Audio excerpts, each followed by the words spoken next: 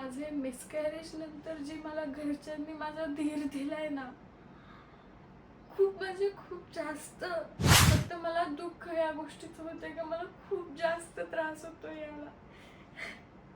4 दिवस ICU मध्ये होते. 4 दिवस. आनंद झाला त्या टाइमला. मलाच एकटीला नाही, घरात सगळ्यांना आनंद झाला होता. सगळ्यांना म्हणजे आमच्या जास्त बोलता येत नाही हॉस्पिटलला. ICU मध्ये का जास्त बोलता नाही येत. ICU मध्ये आम्ही इकडे बघ.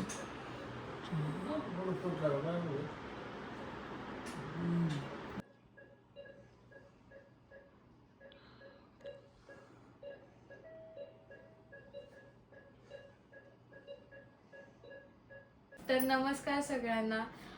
भरपूर दिवसापासून आमच्या अकाउंटला काही व्हिडिओज नाहीये. जवळपास 2 आठवडे झाले. झालेले आहेत, काही व्हिडिओज नाहीये. त्याला पण काहीतरी कारण होतं. भरपूर म्हणजे ना भरपूर दिवस झालेले मला सांगायचं होतं ॲक्च्युली. मी कसं सांगू तेच कळत नाहीये मला. माझं मिसकॅरेज झालंय ॲक्च्युली. कसं झालं काय झालं मला काहीच माहीत नाहीये. आणि अचानकच मी मुंबईवरून आले आणि अचानकच मला हा त्रास झाला. अचानक रात्री दुखत होतं. 1-1:30 वाजता दुखायला लागलं, पण नॉर्मल होतं. मी दुर्लक्ष केलं आणि 3 वाजेपर्यंत माझं खूप जास्त दुखायला लागलं. 3 वाजेपर्यंत दुखत होतं आणि अचानक खूप जास्त दुखायला लागलं. म्हणजे तिचं असं पूर्ण पोट असं इतकं दुखायला लागलं नाही इथं आतमध्ये.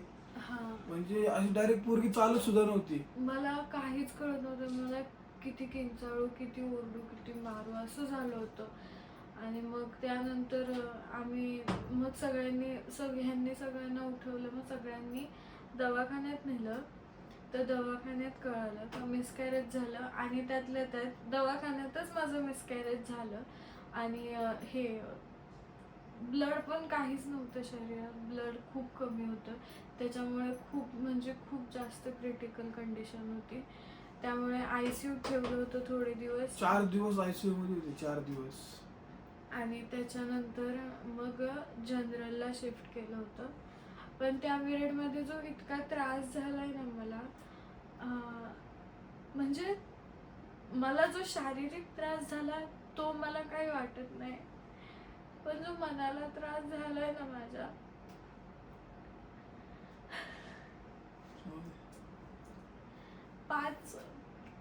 आमच्या ताईंच्या लग्नाला, दाजींच्या लग्नाला 5 वर्ष झाले. आमच्या लग्नाला 2 वर्ष झाले. आम्हा दोघींना पण सेम प्रॉब्लेम होता, PCODचा. पण त्यातून सुद्धा मी ट्रीटमेंट घेतली होती. ट्रीटमेंट माझी त्या टाइमला मला काहीच रिझल्ट नव्हता म्हणून मी ट्रीटमेंट बंद केली. आणि बंद केल्याच्या 2-3 महिन्यानंतर ना मला दिवस गेले. म्हणजे मी प्रेग्नेंट होते 2-3 महिन्यानंतर. जवळपास PCODचा प्रॉब्लेम आम्ही 6 महिन्यापासून इकडून मुंबईला आम्ही हॉस्पिटलला जायचो. मला असं वाटलं की त्याचा काहीच रिझल्ट नसणार आहे. पण त्याचा रिझल्ट 2-3 महिन्यांनी आला असेल किंवा ते काय माहिती कसं काय. पण मला म्हणजे खूप आनंद झाला त्या टाइमला.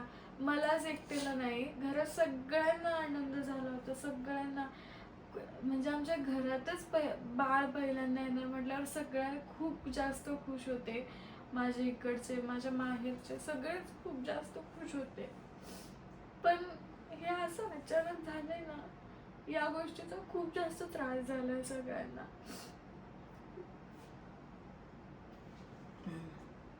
अगर आई परत नको लोळ घेऊ.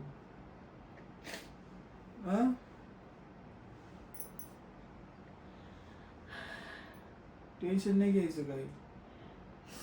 मला शरीराचा त्रास झाल्याचं काहीच वाटत नाहीये. मला किती त्रास होते, मी सगळं सहन करायला तयार होते. एक फिलिंगच वेगळी होती.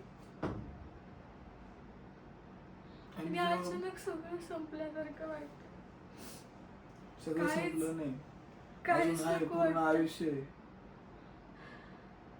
आणि मला एवढी गोष्ट खरंच मनापासून सांगायची आहे का मला या काळामध्ये ना माझं प्रेग्नन्सी म्हणजे मी जेव्हा राहिले असं सांगितलं, मला 3 महिने पूर्ण झाले होते.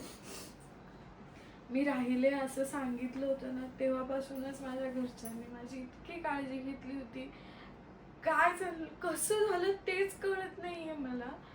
मी कुठे दगदग केली का त्याचा पश्चाताप होतोय का दुसरं काही, काय झालं मला खरंच नाही माहिती, काहीच नाही माहिती मला. आणि त्या काळात माझी खूप म्हणजे खूप काळजी घेतली. प्लस मिसकॅरेज झाल्यानंतर सुद्धा मी आज मनातून खरं सांगते, मी इतके दिवस, माझं 2-2.5 वर्ष झाले माझ्या संसाराला, सगळ्यांनी माझी काळजी घेतली. प्रत्येक क्षणाला, प्रत्येक टाइमला सगळ्यांनी, भांडणं झाली, सगळ्यांनी काळजी सुद्धा घेतली. सगळ्यांचा एकमेकांच्या जीव आहे. पण माझे मिसकॅरेज नंतर जी मला घरच्यांनी माझा धीर दिलाय ना, खूप म्हणजे खूप जास्त, मी नाही सांगू शकत माझ्या घरच्यांनी मला किती धीर दिला या काळात. स्पेशली माझ्या सासूबाईंनी. अगं रडू नको मम्मी, शांत बस. मम्मी पण 4 दिवसापासून हॉस्पिटलमध्येच होती. 4 मला दिवसापासून 1 मम्मी मिनिट सुद्धा, फक्त आंघोळीला घरी यायची आणि परत जायची हॉस्पिटलला. 1 मिनिट सुद्धा मला मम्मींनी सोडलेलं नाहीये त्या टाइम मध्ये. माझ्या डोळ्यातलं प्रत्येक अश्रू त्यांना माहितीये. मला धीर दिलाय क्षणाक्षणाला, मला त्यांनीच धीर दिलाय. मला प्रत्येक माझं सगळं दुखणं त्यांनीच काढलंय.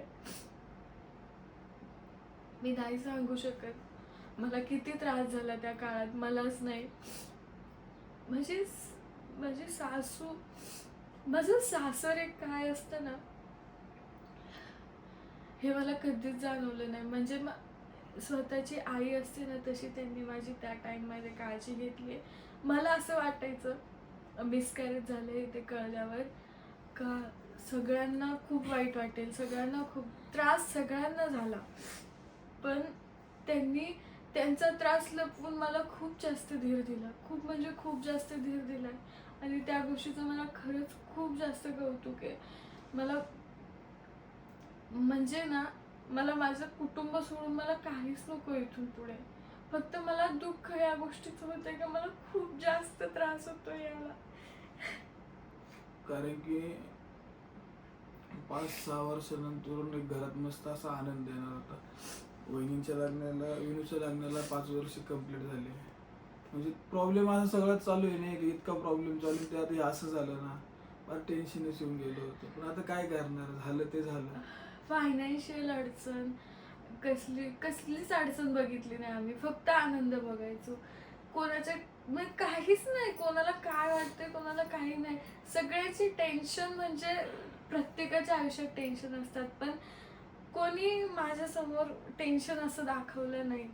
का सगळे आनंदी होते, आम्ही सगळे खूप जास्त आनंदी होतो. मी मुंबईला होते आईकडे, तिकडे सुद्धा खूप जास्त आनंद होता.